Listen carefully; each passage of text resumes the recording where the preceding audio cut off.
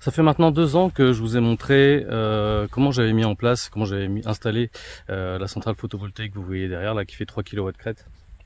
Et à l'époque, je vantais un peu les vertus de le faire soi-même parce que ça coûtait beaucoup moins cher.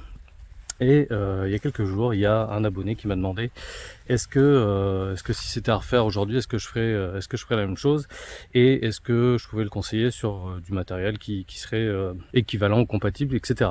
Du coup, j'ai regardé un petit peu l'actualité de ce qui se faisait en termes de vente de panneaux, vente d'onduleurs réseau, et je suis tombé sur quasiment le même kit, à peu de choses près, que celui que je vais acheter à l'époque. Sauf que celui-ci, à l'époque, je l'avais acheté 2100 €. Et aujourd'hui, ce kit vaut 1350 €. Donc on a une baisse, j'ai pas fait le calcul, mais on a une baisse de l'ordre de 40%, quelque chose comme ça. 40% de baisse sur le même matériel. C'était des panneaux Vertex, Vertex S et un onduleur réseau Sofar Solar de 3 kg. Donc on a une baisse qui est vraiment non négligeable. Et je me suis dit, à l'époque, j'avais déjà fait le calcul de rentabilité de mon installation, et je me souviens que j'avais calculé un coût marginal d'environ 7 centimes, 7 centimes par kilowattheure sorti. Et ça, c'est en prenant en compte, le taux d'autoconsommation qui à l'époque devait être de l'ordre de 50%. Donc sans mettre en place spécialement des batteries ou quoi que ce soit. En essayant de faire attention, je pense qu'on peut atteindre 50% d'autoconsommation assez facilement. Du coup, j'ai refait ce calcul avec les nouveaux prix et en prenant en compte aussi le taux d'autoconsommation que j'estime dans le futur. Et je dois bien avouer que ces 2 dernières années ont vu leur lot d'innovation bondir de manière assez extraordinaire. Et si à l'époque je prenais un taux d'autoconsommation de 50%, aujourd'hui je dois bien avouer que je pense qu'on peut partir sur un taux d'autoconsommation futur estimé, probable, de l'ordre de 80-85%. Ce qui m'amène à refaire mon calcul avec et les nouveaux prix et les nouveaux taux d'autoconsommation. Et tout ça nous donne une dépense de 1450 € pour la centrale solaire de 3 kW crête, avec un taux d'autoconsommation de 80-85%, et ben j'arrive à un taux de production, un coût de production photovoltaïque au kilowattheure de 3 centimes. 3 centimes pour produire sa propre énergie, alors que on va avoir un coût sur le réseau de 25 centimes. Alors je veux bien qu'il faille participer aux besoins nationaux et à la charge de la pointe, mais comment imaginer que dans l'avenir tout le monde ne va pas se mettre à faire du photovoltaïque en sachant qu'on va avoir un coût de production de l'ordre de 3, 4, 5 centimes si on fait avec un peu d'autoconstruction. J'ai du mal à imaginer que ça puisse être différemment. Néanmoins, je vous fais part de mes réflexions. Néanmoins, je vois de plus en plus de méga centrales photovoltaïques se créer. C'est le professeur Solaire qui en parlait dans une vidéo il n'y a pas longtemps. On voit des projets qui vont raser 700 hectares de forêt ici, qui vont recouvrir des plaines agricoles là. Franchement, je me dis qu'avec ce coût de production et le coût de revente chez les particuliers, je me dis que là il y a vraiment encore une fois une histoire de gros pognon qui rentre en ligne de compte, et ça me plaît pas.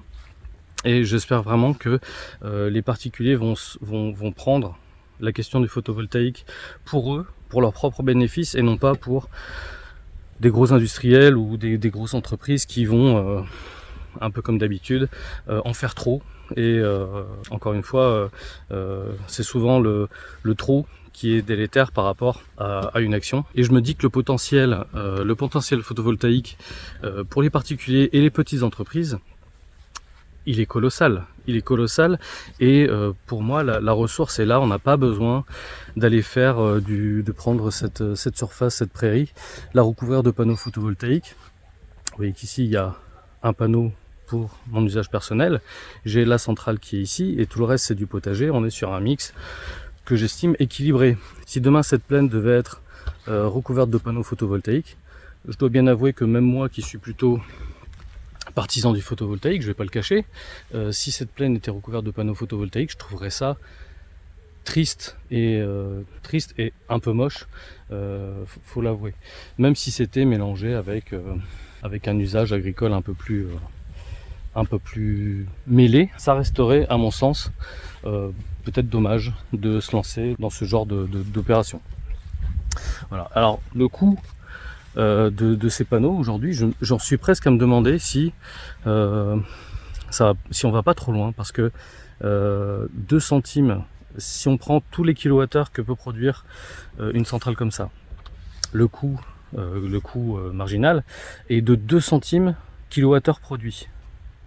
2 centimes, je m'inquiète un petit peu de l'avenir de ce que j'attends depuis très très longtemps, à savoir une industrie photovoltaïque française ou européenne qui serait à la hauteur des enjeux environnementaux, et je mets beaucoup d'espoir dans une entreprise qui s'appelle Carbone.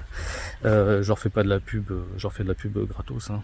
Cette entreprise qui a comme idée de produire des panneaux photovoltaïques en France très bas carbone, et qui serait en termes de bilan carbone concurrentiel avec une énergie telle que le nucléaire.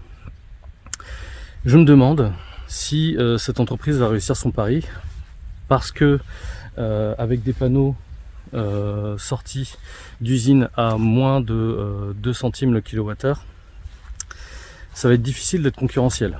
Bon, je veux pas non plus être trop pessimiste, mais je pense que dans les années à venir, il va y avoir un choix à faire pour nous, qui sommes les partisans du solaire, en tout cas pour les particuliers. C'est de savoir à un moment donné, voilà, on a accès maintenant à des panneaux qui sont pas chers. Est-ce qu'on veut aller très très loin dans la réduction du prix, ou est-ce qu'on veut à un moment donné faire un choix et choisir la raison qui nous pousserait à aller vers du mieux, plutôt que de faire du toujours moins. Voilà. Donc voilà, j'en reparlerai. Bon, cette entreprise, la Carbone, c'est une entreprise qui de toute façon n'est pas amenée à sortir de terre avant 2026, je crois. Voilà. Ce que j'espère, c'est que cette entreprise sera pas mort-née avant même de sortir le premier panneau. Mais le jour où elle sortira ses premiers panneaux, il faudra qu'on fasse peut-être un effort au niveau national ou régional pour aider cette entreprise qui va faire du mieux, mais qui probablement sortira des panneaux du coup beaucoup plus chers. Et bon, ça m'inquiète un petit peu, même si bon, de toute façon on se rend bien compte que les panneaux asiatiques, aujourd'hui, il n'y a pas de concurrence, et ils se concurrencent eux-mêmes, puisqu'il y a des entreprises chinoises qui mettent la clé sous la porte eux-mêmes, parce que leur propre concurrence nationale leur fait de l'ombre. On va dire que c'est le jeu de la concurrence poussée à l'extrême. Voilà, bon, c'était ma petite pensée. J'avais envie de le dire parce que j'avais envie de dire que j'avais cette nouvelle donnée là du prix des panneaux actualisé, qui fait que on est encore plus bas que les coûts que j'avais mis en œuvre il y a quelques années. Et je trouvais que le coût était déjà très très bas, et que ça valait déjà largement la chandelle. Vous voyez qu'on peut aller encore plus loin. J'espère qu'on n'ira pas trop loin. Et voilà. Mais en tout cas, si vous êtes un particulier ou une petite entreprise, et que le coût de l'énergie vous paraît déraisonnable, en tout cas vous pèse énormément, moi je ne saurais que trop vous conseiller d'y aller, de commencer. De toute façon, de mon point de vue, j'en ai parlé récemment avec quelqu'un, de mon point de vue, de toute façon, les 20-25 prochaines années, on va être dans une course à l'énergie, dans une transition de l'énergie qui va être gargantuesque, parce que on s'en rend peut-être pas compte, mais l'électricité aujourd'hui ne représente que 20% de nos usages. à peine 20% de nos usages. Ce qui veut dire que si, comme je le désire, on doit se passer de tout ce qui est carboné, le charbon, le gaz, le pétrole, il va falloir trouver une énergie de substitution dans l'électrification. Il y a peu d'autres usages que l'électrification, à la marge éventuellement l'hydrogène, mais ça restera quelque chose d'assez anecdotique, il faut bien le dire. Donc pour les 15 à 20 prochaines années, on peut se lancer dans du solaire photovoltaïque sans frein, parce que de toute façon, à mon sens, l'énergie trouvera toujours un nouvel usage et une nouvelle transition. Ici, avant que moi, mes panneaux comblent mon besoin d'électrification pour ma pompe à chaleur et ma voiture électrique, je retombe même pas encore sur mes pattes. La centrale que vous voyez là, si on prend en compte l'autoconsommation et les pertes que je peux avoir dans l'année, en gros, cette centrale va représenter l'énergie dont j'ai besoin pour déplacer ma voiture sur une année. Donc, il reste encore de la place pour ma pompe à chaleur, mon eau chaude, etc., etc. Et vous voyez que j'ai encore un peu d'énergie sous la, un peu de place sous la pédale. Et je vous ai parlé aussi récemment du laboratoire de pâtisserie qui lui aussi est équipé de panneaux solaires photovoltaïques. Tout ça dans un but d'avoir une certaine efficacité. Voilà. Bon, j'avais un petit peu envie de parler ce matin parce qu'il fait très chaud aujourd'hui, il va faire 38 degrés. Ça fait longtemps qu'on attendait un peu de chaleur, on l'a. J'espère qu'on va pas en avoir trop. Vous voyez que je suis un petit peu au bout de ma vie parce que là il est à peine 11h et il fait déjà 30 degrés. Mais bon, c'est l'été. Dans la prochaine vidéo, dans quelques jours, je vais vous présenter ce panneau solaire qui suit le soleil. Un tracker solaire, on appelle ça. Je vous présenterai comment l'installer, les avantages, les inconvénients, etc. Et puis plein d'autres surprises à venir, etc. Je vous dis à la prochaine. Salut!